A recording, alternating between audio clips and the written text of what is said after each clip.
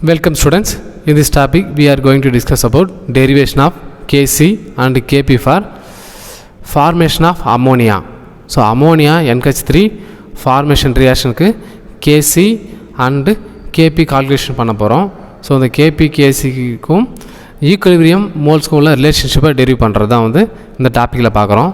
So NH3 னா ammonia. So ammonia formation reaction பார்க்கறோம். N2 plus 3H2 reversibly gives 2NH3. So இதுதான் வந்து formation of ammonia or synthesis of ammonia சொல்லலாம். 1 mole of nitrogen 3 mole of hydrogen react ஆகிட்டு 2 mole of ammonia form பண்ணும். So closed vessel நடக்கும்போது இது ஒரு ஈக்குலிபிரியத்தை attain பண்ணும். ஸோ இந்த ரியாக்ஷனுக்கு நம்ம ஸ்டாக்கியோமெட்ரிக் எழுத போகிறோம். இப்போ A moles of nitrogen and B moles of hydrogen allow to react with each other. So இது A moles N2 B moles H2 react ஆகிறதுக்கு அலோவ் பண்ணுறாங்க. ஸோ இதை நம்ம இனிஷியல் மோல்னு வச்சுருக்கோம். இனிஷியல் மோல் ஆஃப் ரியாக்டன்ட் எவ்வளோனா A அண்டு பின்னு இருக்குது. ஸோ உங்கள் ப்ராடக்ட் எதுவும் ஃபார்ம் ஆகாது, அதனால் 0ன்னு போட்டிருக்கோம். நெக்ஸ்ட் இந்த A amount of initial mole வந்து சம் பார்ட் மட்டும் ரியாக்ட் ஆகும், அதை எக்ஸ்ன்னு வச்சுருக்கோம். ஸோ எக்ஸ் வந்து டிகிரி ஆஃப் டிசோசியேஷன் சொல்லலாம். நெக்ஸ்ட் இங்கே ஸ்டாக்கியோமெட்ரிக் 1:3 ரேஷியோ இருக்குது. அதாவது 1 மோல் நைட்ரஜனா 3 மோல் ஹைட்ரஜன் ரியாக்ட் ஆகும். ஸோ எக்ஸ் எடுத்துருக்கோம், அப்போ நாங்கள் 3x ஹைட்ரஜன் ரியாக்ட் ஆகுது. So number of moles reacted பார்க்குறோம். இதை கொஞ்சம் அண்டர்ஸ்டாண்ட் பண்ணணும். எக்ஸ் மோல் நைட்ரஜன்னா 3x மோல் ஹைட்ரஜன் ரியாக்ட் ஆகணும். ஏன்னா ஸ்டாக்கியோமெட்ரிக் வந்து 1:3 ரேஷியோ இருக்குது. So X mole nitrogen 3x mole hydrogen reacted in equilibrium state. So number of moles at equilibrium. So ஈக்குலிபிரியத்தில் எவ்வளோ மோல் இருக்குதுன்னு பார்க்குறோம். ஸோ இனிஷியலாக A மோல் இருக்குது, அதில் எக்ஸ் ரியாக்ட் ஆகிடுச்சு. ஸோ ரிமைனிங் எவ்வளோ இருக்குன்னா A மைனஸ் எக்ஸ் இருக்குது. ஸோ நைட்ரஜன் வந்து A minus x. Next hydrogen பார்க்குறோம். B இனிஷியலாக இருக்குது. ஸோ பியிலேருந்து 3x வந்து கழிச்சிடுறோம், B மைனஸ் 3x. ஸோ இது என்னென்னா ஹைட்ரஜனுடைய ஈக்குலிபிரியம் mole. Next 1 mole nitrogen react ஆச்சுன்னா 2 மோல் அமோனியா ஃபார்ம் ஆகும். எக்ஸ் மோல் நைட்ரஜன் ரியாக்ட் ஆகிருக்கு. So 2x mole ammonia form ஆகணும். ஸோ இதை பார்க்கணும் நம்ம. 2x மோல் அமோனியா ஃபார்ம் ஆகுது. ரேஷியோ வந்து 1:2 இருக்குது நைட்ரஜனுக்கும் அமோனியாவுக்கும். ஸோ இந்த ஈக்குலிபிரியம் மோல்ஸு இருக்குது, இதை வால்யூமால் டிவைட் பண்ணால் ஈக்குலிபிரியம் கான்சன்ட்ரேஷன் கிடைக்கும். Concentration at equilibrium A minus x by V, B minus 3x by V, 2x by V.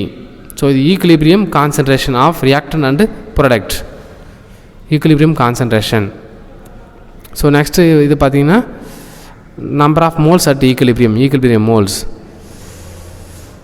X 3x வந்து நம்பர் ஆஃப் மோல்ஸ் ரியாக்டட்னு பார்க்குறோம். ஸோ இது கேசிக்கான எக்ஸ்பிரஷன் நமக்கு கொண்டு வராங்க.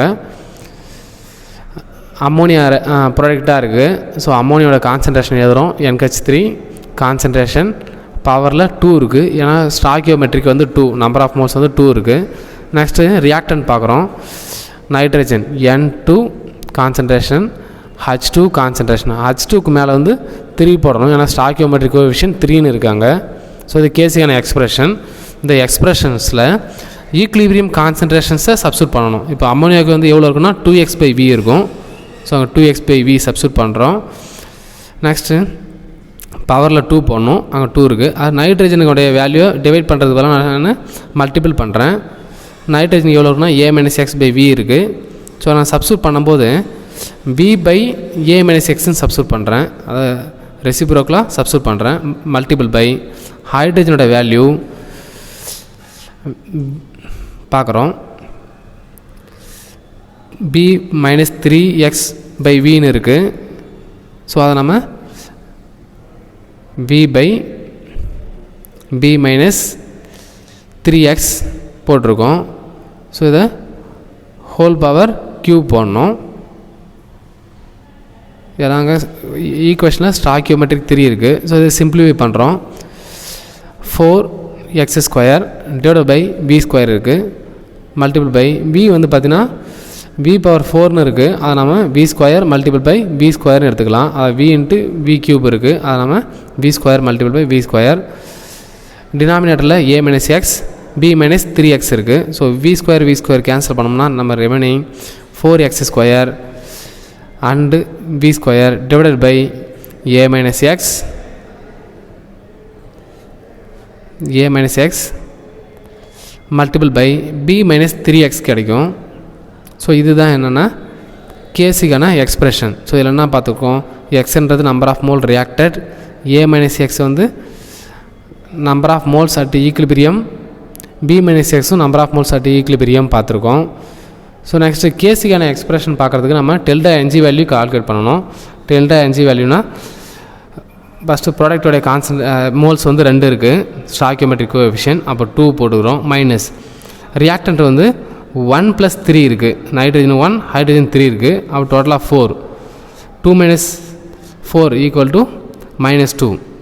So KP equal to KC RT power delta என்ஜின்னு போடணும். So delta என்ஜியோட value -2 இருக்குது, அதனால் -2ன்னு போட்டிருக்கோங்க.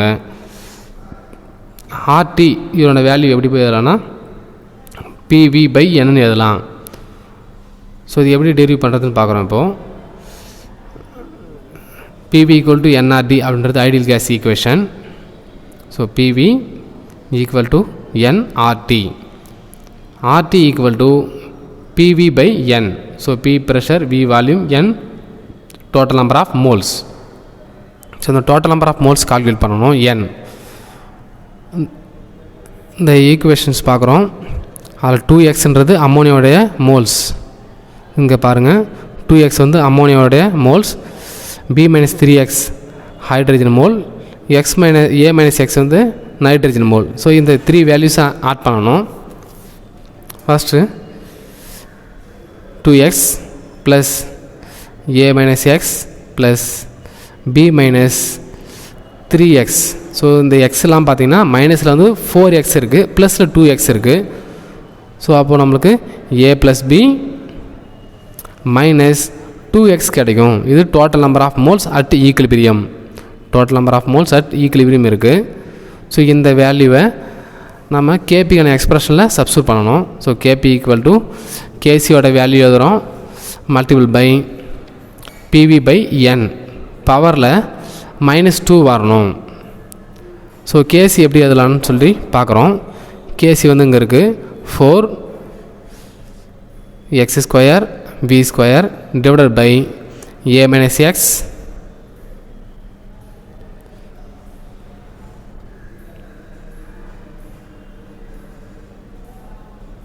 ஸோ a minus x எழுதுகிறோம், multiple by b minus 3x எழுதுகிறோம். இது கேசிக்கான எக்ஸ்பிரஷன். ஸோ இங்கே இது கேசிக்கான எக்ஸ்பிரஷனை அங்கே அப்படியே காப்பி பண்ணி போட்டிருக்கோம்.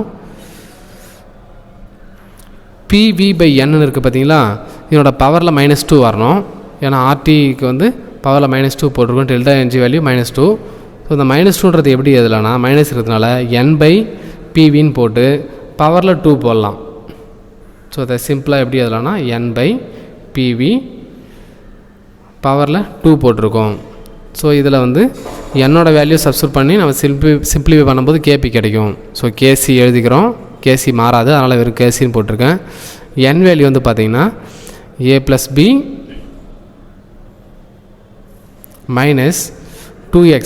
ஸோ இது பவரில் வந்து 2 போடுறோம், பவரில் 2 divided by p² and v² போடுறோம். அந்த 2 வந்து உள்ளே கொண்டு வந்துடும். ஸோ n² p² v² வரும். கேசி எக்ஸ்பிரஷனில் ஒரு v² இருக்குது, இங்கே டினாமினேட்டரில் ஒரு v² இருக்குது, ரெண்டும் கேன்சல் ஆகிடும். ஸோ அப்போ வந்து 4x² a minus x b minus x கிடைக்கும், b minus 3x and b² இருக்குது. அப்போ என்னோட வேல்யூ அங்கே சப்ஸ்டியூட் பண்ணணும், a + b minus 2x power 2. So இது வந்து கேபிக்கான எக்ஸ்பிரஷன். இது கொஞ்சம் அண்டர்ஸ்டாண்ட் பண்ணணும். கேசியோட வேல்யூ எழுதுகிறோம். அடுத்தது N/PVயோட வேல்யூ எழுதும்போது BV கேன்சல் ஆகிடும். So KC equal to 4x² v² divided by a minus x b minus 3x கிடைக்கும். கேபி எழுதும்போது இந்த வேல்யூ அப்படியே காப்பி பண்ணி போடுறோம். 4x² VV கேன்சல் ஆகிடும், அதனால் விட்டுறோம். a minus x b minus 3x and b² வரும், உங்கள் டினாமினேட்டரில் b² n வேல்யூ எழுதுகிறோம் a plus b minus 2x பவரில் 2 போட்டிருக்கோம். ஸோ இது கேபிக்கான எக்ஸ்ப்ரெஷன். ஸோ கேசி அண்ட் கேபிக்கான எக்ஸ்ப்ரெஷன் பார்த்துருக்கோம்.